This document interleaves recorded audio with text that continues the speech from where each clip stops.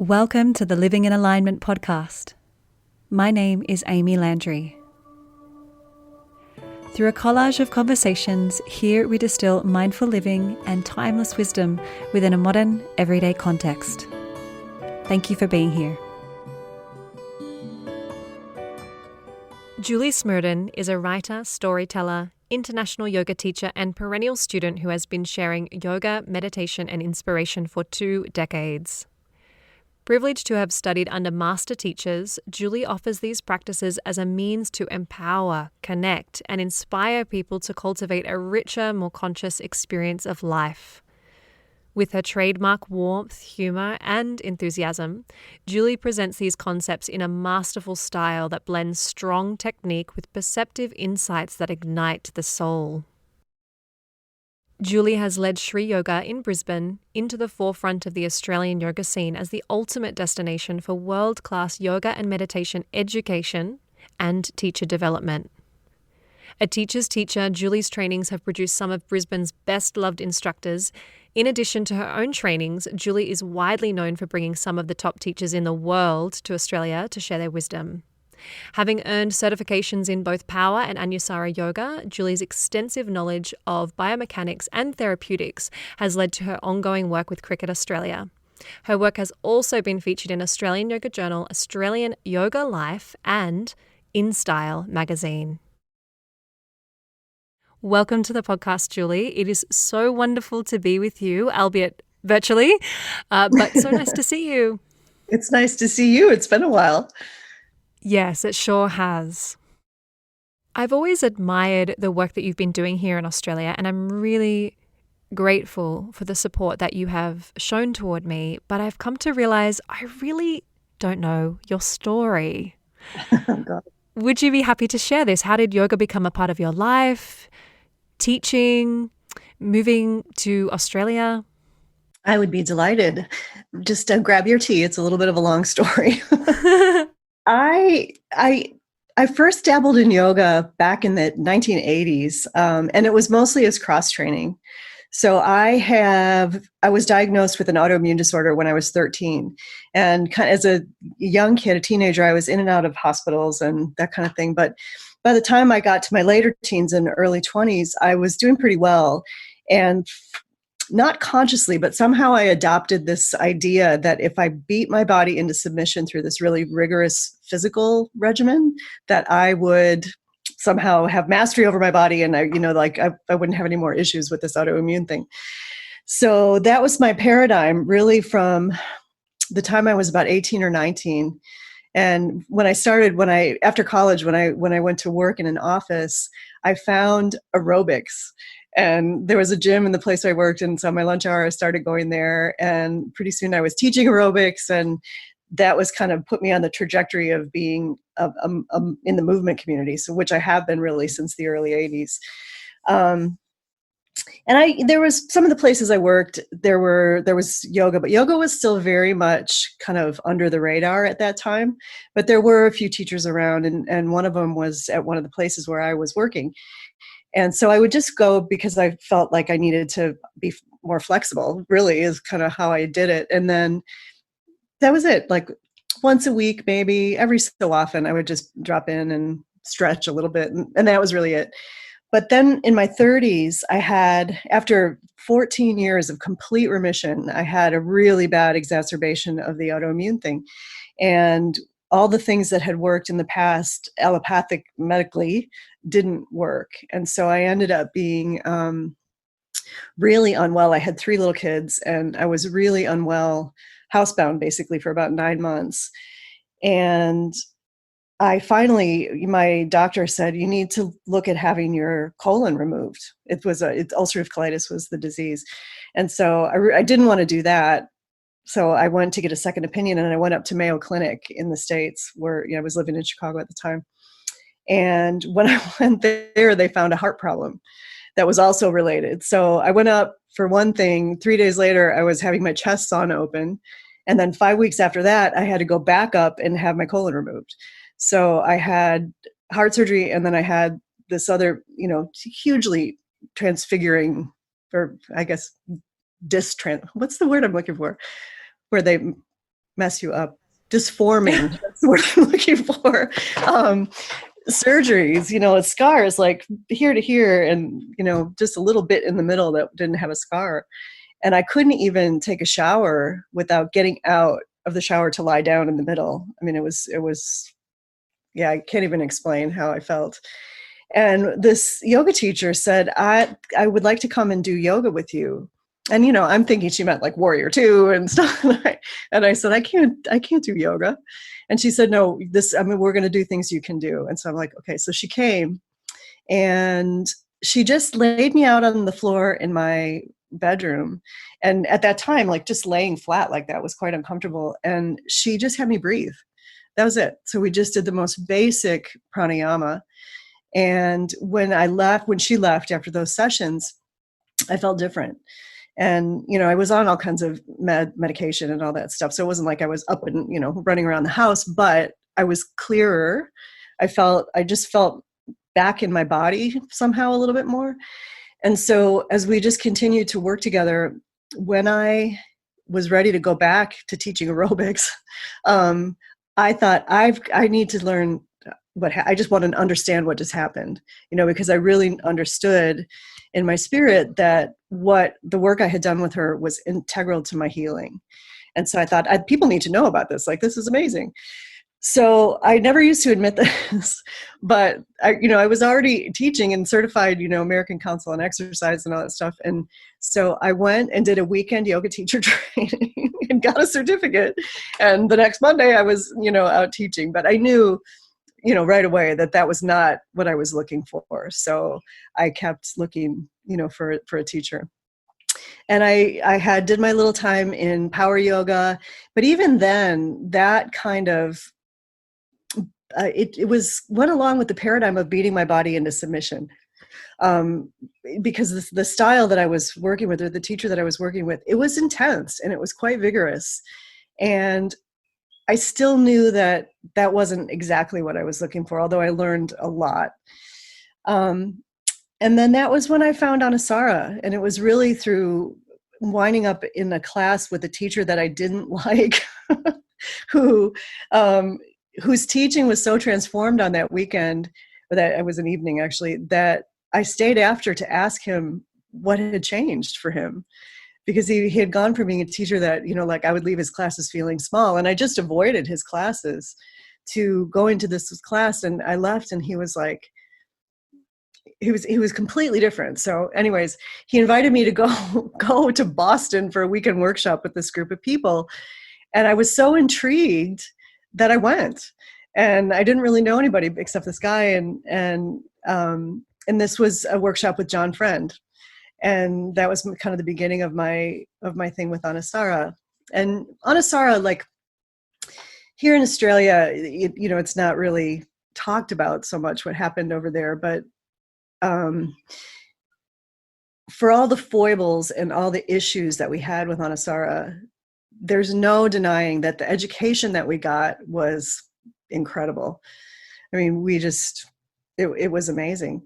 John, had his issues for sure, but he was a masterful teacher, and the toolbox he gave us was great. And when we trained with him, we never knew who was going to show up on those weekends. Sometimes it was like Paul Muller Ortega or Krishna Das in the early days, would be there doing kirtan. Wow. And Shantala and, these amazing philosophy professors and stuff like that. And we were just like, oh, cool. Looking back on it now, when I have conversations with friends that were part of that era, we just did not understand the value of the education that we were getting. And I don't think there's anything really that parallels it today. I must admit, a lot of my favorite teachers over the years have been trained in Anusara. Yeah. It seems like such a complete approach, like just the application of the asana elements, but then also bringing in so much of the nectar of yoga itself just seemed to be there. Just had to add that because I really think, despite what has happened, in terms of everything, which many of the listeners probably have no idea about, and we won't go down that rabbit hole, but the methodology itself, honestly, I was considering going and training it because I really, really loved it. It's Yeah. great. But anyway, you continue with your story. Oh, that's pretty much it. And you know, that weekend I knew that I had found what I was looking for. And philosophically, I mean, what you said is really true. And the way I think of it is that the style really, it addresses all three aspects of a person. So like in the Gita, you've got the three paths, you know, the karma yoga or the kriya yoga is the yoga of action, and that would be like the athlete in you, the people that want the workout. And then we've got the mystics, you know, the jnana yoga, the knowledge. That's for the people that want the technique, you know, they want to know how to do poses. And then we've got the karma yogis, you know, the The lovers and bhakti. the bhakti yogis. Yeah, that's what I'm trying to say. And that's the spiritual side. The mystics like that part. So in one class, you get something that addresses all three of those people that we all have inside of us. And I think that's part of the magic of that style. Totally. Yeah. And so then you came, I mean, you've told me a little bit about your story, but how did you arrive, like coming to Australia and then building this huge, incredible community in Australia? What's the story behind all of that? Well, so that actually goes back to being sick. So about a year after, oh gosh, it wasn't even a year. It was only 6 months after the surgeries. The colon surgery was actually two surgeries. So I had the first one at the time I had the heart surgery, but then the second one was 6 months later. And in that 6 months, my mom passed away at 59, just suddenly and completely unexpectedly.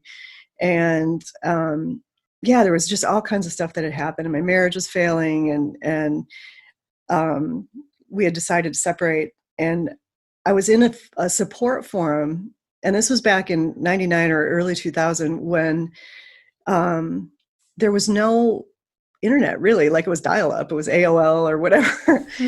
And I was facing this second surgery, and I was terrified. And I was actually contemplating not doing it because what I had an ostomy bag for those 6 months while what they did inside healed. And I was just really kind of considering keeping the ostomy bag and not putting myself through anymore because I felt like I didn't feel like I could handle anymore really. And so I was just like online dial up after 5 minutes waiting to get on. And I found a support group for people who had this exact surgery. Like, what are the chances of that? And so I was on it for a little while, and I found after a while there's this post from a guy who was my age who was having his second surgery on the same day. And so I messaged him and just said, hey, would you be open to corresponding? And his name was Lane Smerdon. So that's how we met. So he was here in Brisbane and I was in Chicago, and we started just, you know, strictly as friends, just emailing and getting to know each other. And I thought it was really cool to have a friend from Australia, and he thought it was really cool to have a friend from America. And after about a year and a bit, he said, I think we need to meet. And so that, and really, that was kind of the furthest thing from my mind. In the month or so before he said that, I was kind of starting to think, oh, but just never even occurred to me that he would be interested in, you know, with all the stuff I had going on. But yeah, so we did meet, and we were married a year later. Wow. Yeah. So he moved to Chicago, and we were there for the first 7 years. And then we moved to Brisbane in 2009. So special. Yeah. And to think that you had to go through all of that, and if you hadn't, you guys would never have met. Honestly, I would do it all again, you know, Yeah. and I don't know, I think it's a little bit like what's happened with COVID too, when everything gets stripped back like that, you know, like it was for me, and you've got nothing but, wow, life is really fragile. And I don't know, it just kind of lays things out for you in a way that you don't have the opportunity to see them any other way.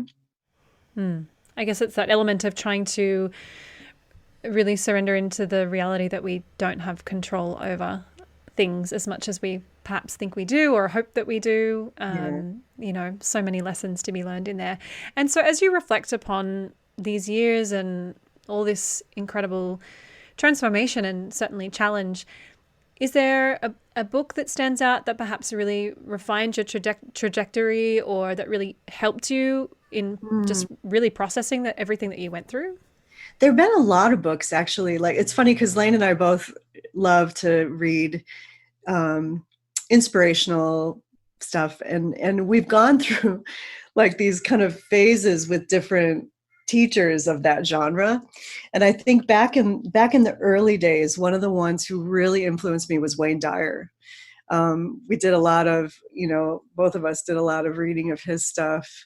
And then, there came a point where I felt like I was ready to move on to something different. And I'm trying to think who came after that. And interspersed through that, all of that, was the amazing training I was getting through Anusara too, because I had grown up in a very conservative, very religious Christian home. And so that philosophy, while I did all the things, for quite some time, it never really felt real to me. And that was really highlighted by my mom's death when I was reading through some of her journals. And I just remember thinking, I can't relate to this. Like, this isn't. And so when I did first hear the thread of Tantra that we learned through Anusara, which is Kashmir Shaivism, which is it's a householder philosophy. It's for people with lives, not people who have gone off to join a monastery. I just felt like I came home, because I obviously I had grown up with spirit and the whole idea of spirituality, in that one type of mindset. And once I walked away from that, I even tried being an atheist for a little while. It just didn't fit for me either. And so when I heard this philosophy, I felt like my heart had been, exploded open. It just felt like coming home. And so that the study that I've done of that with, various different teachers has been pretty integral to my spiritual development, I guess. So much power and just juice and wisdom in the ancient philosophies of India. And I think so many people get that when they have the experience and they're exposed to it. It's just like captivating. One amazing book that I'm rereading now is Mary Magdalene Revealed. Have you read that? No. Okay, so this is a must read for every woman, I reckon, anyway. But it really actually tied up a whole bunch of loose ends between what I've come to understand now and what I grew up learning. Right. And there are, well, you just have to read it for yourself, but there are more similarities than there are differences. And I think the subtitle for it is The Christianity We Haven't Tried Yet. And it's really a doctrine of love. And I don't know, it was really powerful. I've shared it with quite a few people.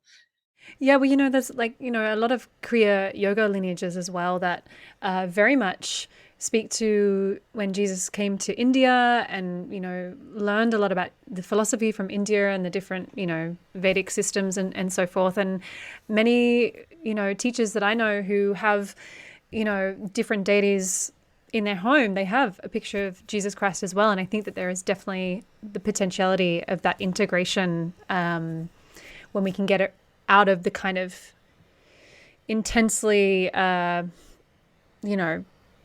rigid paradigms. There can be a really beautiful, weaving of all these spiritual paths. This book also talks about the history of Christianity and basically the patriarchy that has formed it the way it is, throwing out key writings and, that aren't available and actually really aren't available, like we're completely buried or gone. Different things like that. So it was a fascinating read. I'm really interested in comparative religion. Someday in my free time, I would love to go back to uni and study that. But it's a fascinating read, and it's an easy read too. Lots of anecdotes, and it's really good. Megan Watterson, I think, is the name. Yeah, right. If we speak to tradition, and you can interpret that however you like in terms of yoga, lineages, spiritual tradition, particularly because you have taught a lot of not only students, but teachers. You've trained a lot of teachers. How do you feel that we, as a part of the yoga community, can really choose to honor tradition, or perhaps how do you choose to honor tradition? What are your thoughts around that? Well, I think it depends on how you define tradition or what kinds of traditions you're talking about. Like, I love tradition. Like in my family, we have all our little traditions, and I love that. And I think as a Cancer, I'm really into I'm really into having my kids here for certain things and doing holidays a certain way and that kind of thing. But I also think that tradition needs to adapt to culture or the era. So one of the things that I've always admired about the Hindu philosophies, the way I understand it, is that, because there's such a long, long history, what a lot of the schools of thought have done have been to take the nectar from the previous school of thought and build on it, and help it to be applicable to whatever time they're in now. And one of the things that have always been really passionate about is finding a way to communicate the fullness of these philosophies in a way that people don't feel scared by. Does that make sense? So Yes. translating it without dumbing it down has just kind of been my life's work, I think. Yeah, so it's like you're not diluting it, but you're Right. adapting it in the context of who you're speaking to. Exactly. So because, especially, after I started to study Kashmir Shaivism, I mean, like, I think as humans in our hearts, we all know that life at its base is good, even though shitty things happen. And I'm a perfect example of that. I mean, I've been through some really difficult stuff. At the base of what life is all about, there's goodness. No baby is born bad. I'm sorry, like even the baddest bad guy was a tiny baby who needed his mom. So that's a message that I think everybody wants to hear, and some level believes is true. Absolutely. Yeah.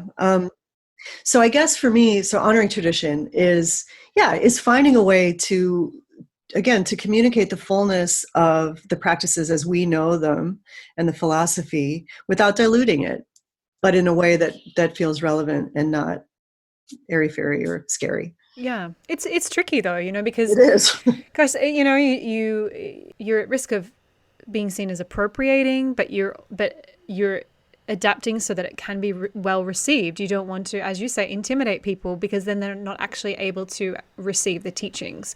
So, Yeah. and as you say, the times are different too. So, you know, 5,000 years ago, life would have looked very different as well. So it's Right.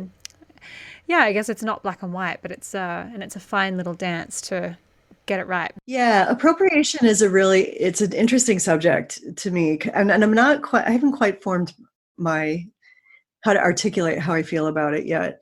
Mm. But I do think that there's appropriation across all cultures, especially now, where the world is so, it's so global. Everybody knows everything about everybody, and, different aspects of culture. I saw something online the other day. It was about, I think is it K-pop, the Korean pop, that I don't know. Apparently there's this whole, can't remember where I saw this, but there's this whole thing, and I think it's called K-pop, and it's like rap, but it's these South Korean kids that are doing it. And it was like the New York rappers were complaining that they were culturally appropriating their dress and their music and stuff like that. And I thought, okay, well, there's another example of it, So is Yeah. it, I don't know. It's interesting. Yeah, and you can see both sides of the coin. Absolutely. It's a compliment. It's like that imitation is a sincerest form of flattery type thing, and then there's also, hey, like a respect, for culture and tradition, and yeah, Yeah. I think it's just a conversation that we need to continue to have, and Yeah. particularly in the context of the yoga community, very much, and again, because you have been teaching many teachers and training and working with teacher development. What do you find is, one or two of the most common misconceptions that you come across, that new teachers might have that they think about being a yoga teacher? Uh, the first one that comes to mind is, I'm going to make $1 million. Yeah. Yeah, no, we both know that's not true. Misconceptions about being a yoga teacher. I think One of the things that I see a lot, especially when I'm working with teachers that are already teaching, is this feeling that there's a character they need to play.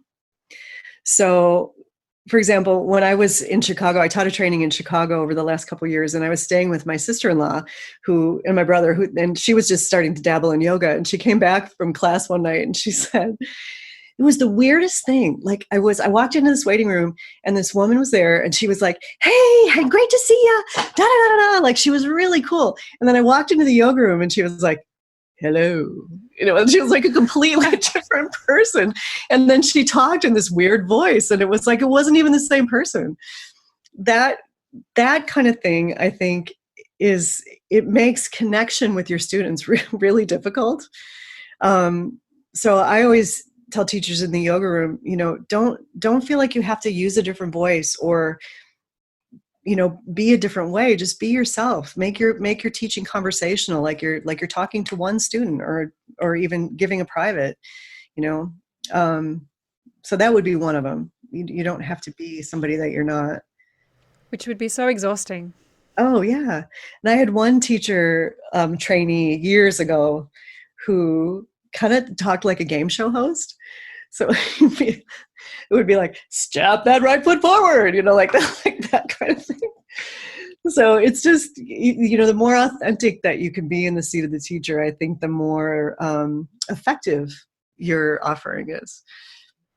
You do you, in other words. Yeah, you do you. The other thing is you don't have to be able to do all the poses. I mean, yeah, you do need to have, you need to be adept and you need to have practiced.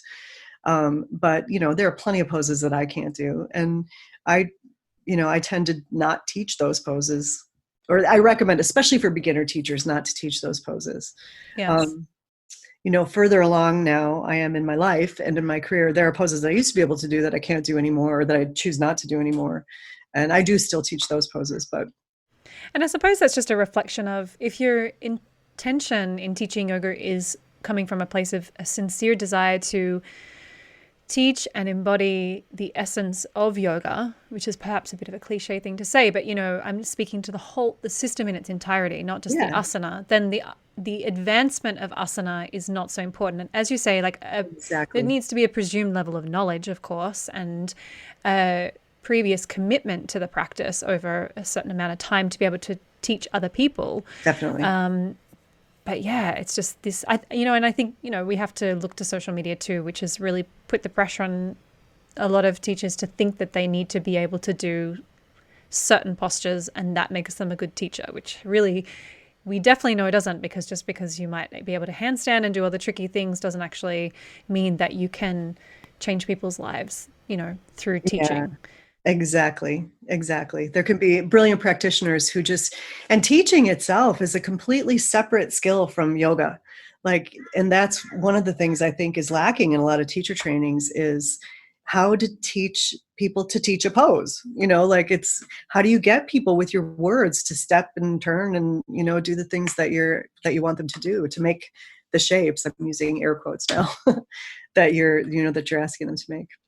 Yeah. And also too, I think as a student, the best teachers are those that take me to something that is not quite so physical. Like when I'm in an asana, when I'm in a posture, my experience becomes so much more internal and less about the external and like the full experience that I'm having. And I think that is a really wonderful teacher that can take you beyond the pose into Exactly. the subtleties of the practice, Exactly. And it's the simpler poses where you find that stuff most often, I think.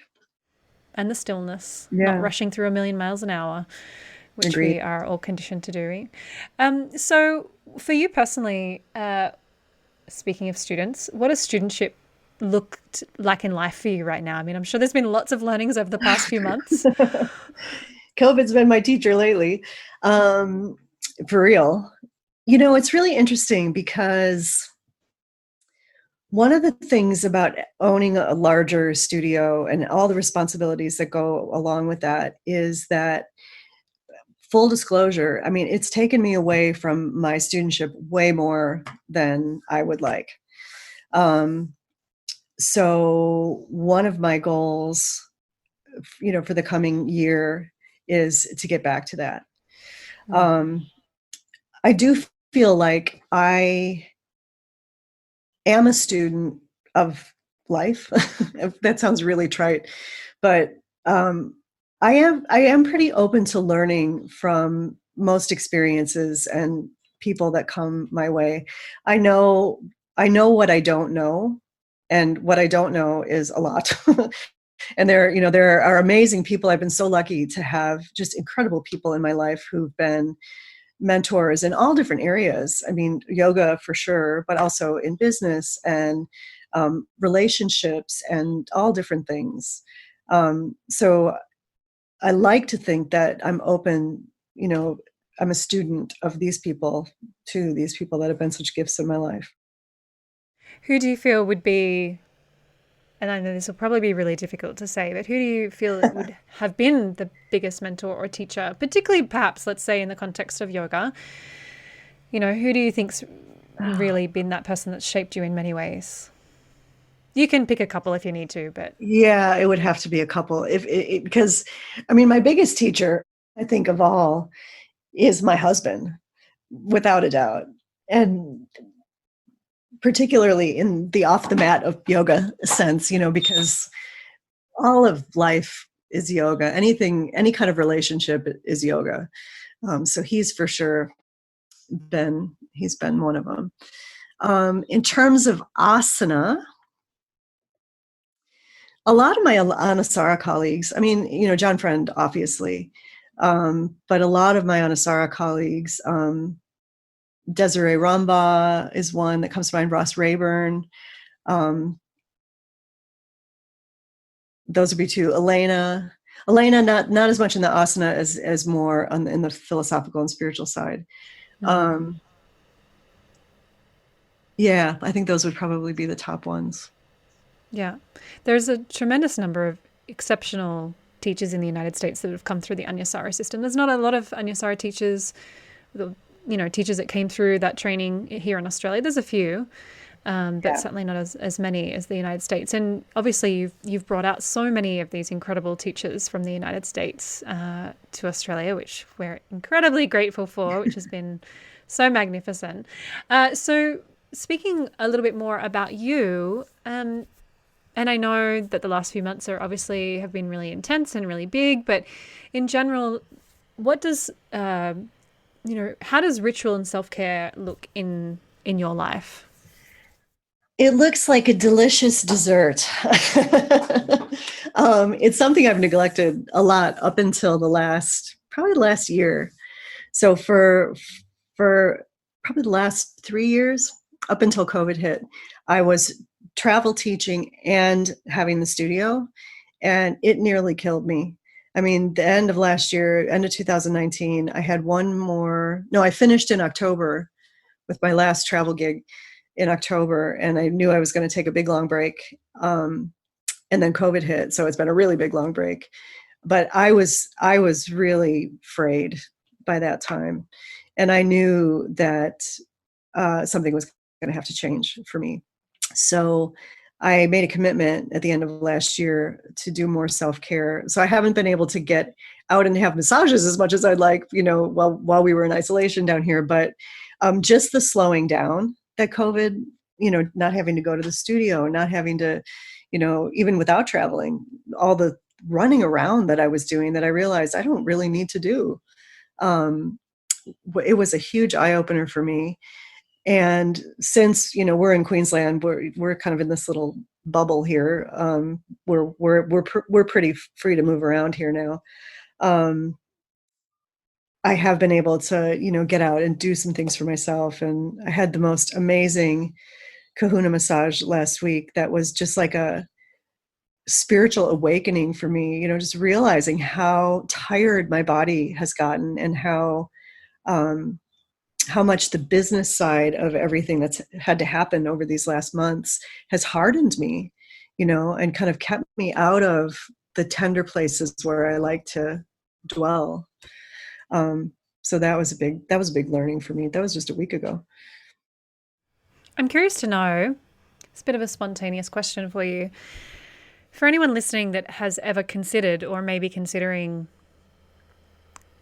opening up a yoga studio, what would be a little piece of wisdom or truth or something that you would like to share, which is, helpful just to those of us that, may never have a studio but may attend a studio, just to have that insight, because it's big and Yeah, yeah.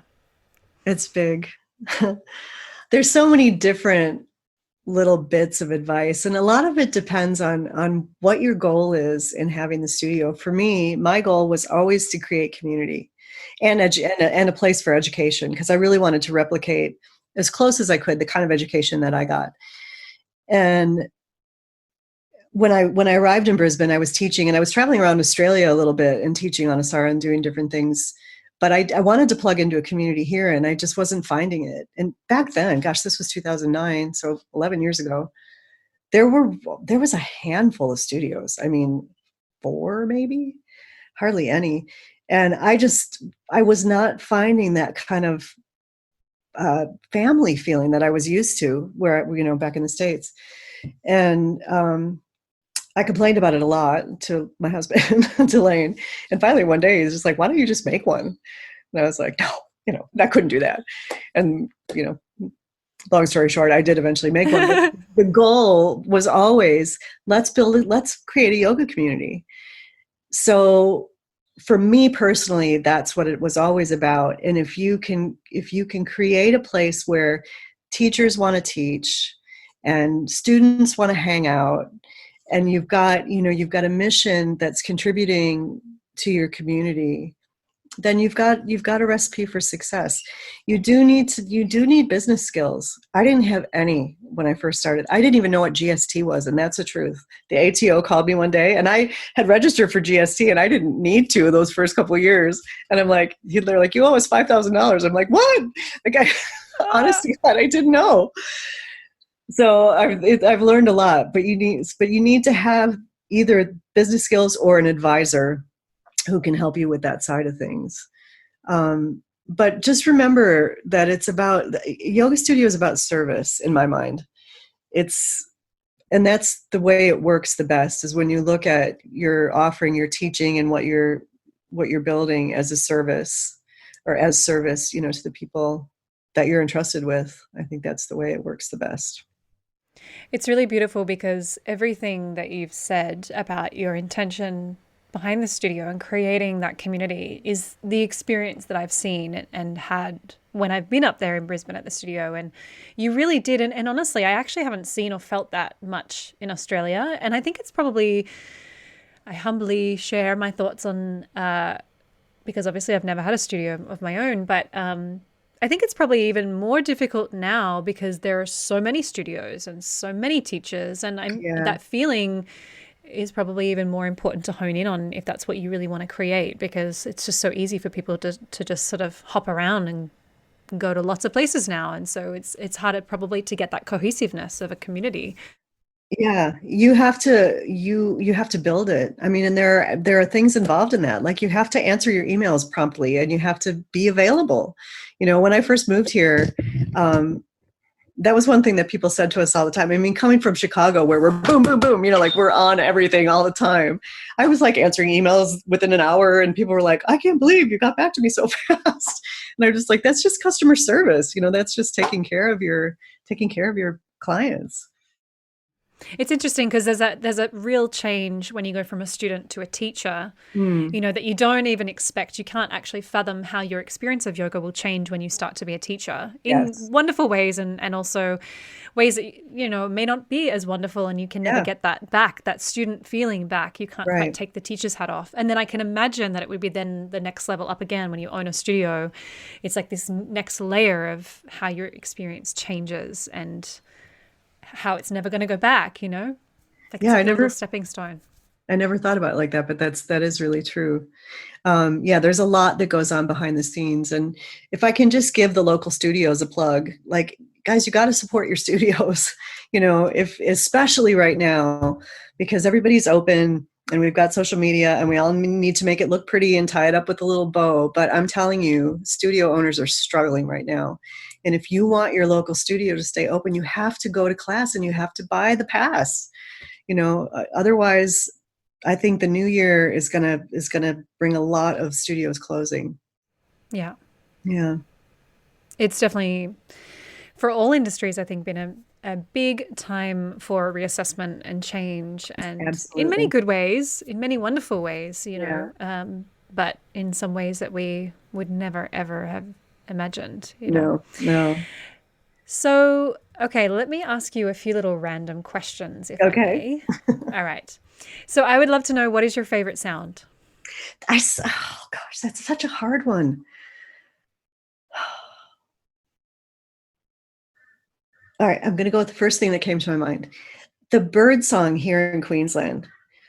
Like where I come from, you have like two birds a year. I mean, I'm exaggerating, but everybody who comes here from Chicago notices it. Like the symphony that the birds create here, I really love. I also love to hear the sound of my family laughing together. Um, I love music, the obvious things. Yeah. It's funny because just you mentioning the bird song, that's how I feel when I go to India, because I'm seeking nature. I'm seeking like evidence of life Yeah. beyond human life.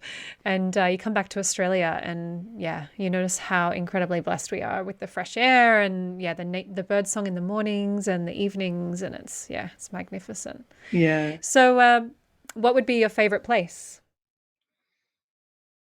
Um, I don't think I have one favorite. I love to travel. I love to see new places. But I also love home. So I think home is probably my favorite place. What is your daily non-negotiable? Movement. And it doesn't have to be yoga. It's not always yoga. I'm a really avid walker. I have a 10-month-old border collie puppy that requires it. And I love to hike. I do some mobility training with a really, really interesting mobility trainer here in Brisbane. I practice yoga. So yeah, it's a daily non-negotiable. I've got to be moving my body somehow. And the older I get, the more non-negotiable that becomes, ironically. What's your favorite meal or food? So there's this pizza that I make that's just pesto. So there's this guy at the markets we have here. He calls himself the Pasta King, and he makes this homemade basil pesto. That's incredible. So it's just the pesto, and then some Parmesan cheese, and then like 5 cups of rocket on top. And that's probably one of my all-time favorite things to eat. Wow, Cake is the that other one. sounds I do like cake. That's my other favorite food. great balance. And then what would you say you are curious about in life right now? I'm curious to see what the future holds. I think we all are at the moment. There are some big changes happening in my life right now as we speak, Mm. that I feel are going to open doors that would not have otherwise opened for me. Um, so I am really looking forward with curiosity and with excitement, actually, kind of to see what the next era ends up turning out to Yeah. be. Yeah. In light of this, what does the future hold that you're aware of? Because you've taken a lot of stuff online, obviously during COVID, and you've been Yeah. doing some beautiful stuff on Instagram with Teacher Tuesdays and all this beautiful stuff. And you've taken Shri online. So, yeah, what are you putting into motion? Well, yes, to all of those things. And I mean, by the time this goes out, the news will be out anyways that I am closing the studio. So we did reopen just back in August, and I was able to negotiate a really sweet rent, very cheap rent in a space that was empty and needed no work. It was a bar studio before, like a ballet bar studio. So we just basically brought our stuff in and opened up. We didn't have to do any fit out or anything like that. So the deal was he could continue to show it and I could have it, but either both of us got just 30 days notice to get out of the arrangement. So the rent was really cheap. And knowing that a lot of people were still working at home, my studio has always been in the middle of the city. We decided to try it. And as it turns out, there just are not enough people in the city. So I've decided that it's time to close, and it's time to end that era, sadly, but also with excitement, because what I have been wanting to do, as you know, Amy, is really focus my personal work on working with teachers. So continuing to train new teachers, but even more importantly than that, offering training for existing teachers, and not just training, but community. I know so many teachers in the work that I've done now, or so far, have said, I feel like an island. I think we go into it thinking we're going to be the part of this awesome tribe of, like-minded people. And then we get out and we start teaching, and we're like, where is everybody? Where are my peers? So that's one thing I'm really excited about getting going. And yeah, we've got the studio is online now. And because we're not going to have a physical space in a house for our community, my idea is to open this portal that I've created to other teachers, teachers from all over, so that we can take the difficulty, because it's not easy to get professional videography done, and we've got a setup now, kind of like a Yoga Glow kind of setup, where you can filter it by teacher, or by style, or by duration, or by focus, that kind of thing. And so any number of teachers could be on there from all different styles, and have a place where they can send their students to see, have a sampling of what they're doing online. So that's the idea that we're working on with that. So That's we so shall exciting. see. Yeah, It's incredibly exciting. It's a very bittersweet time, because as much work as the studio has been, it's been a total labor of love, and I've loved every single minute, of the highlights, like some of the things that you've come to, and as well as the harder times. It's all just been part of the ride.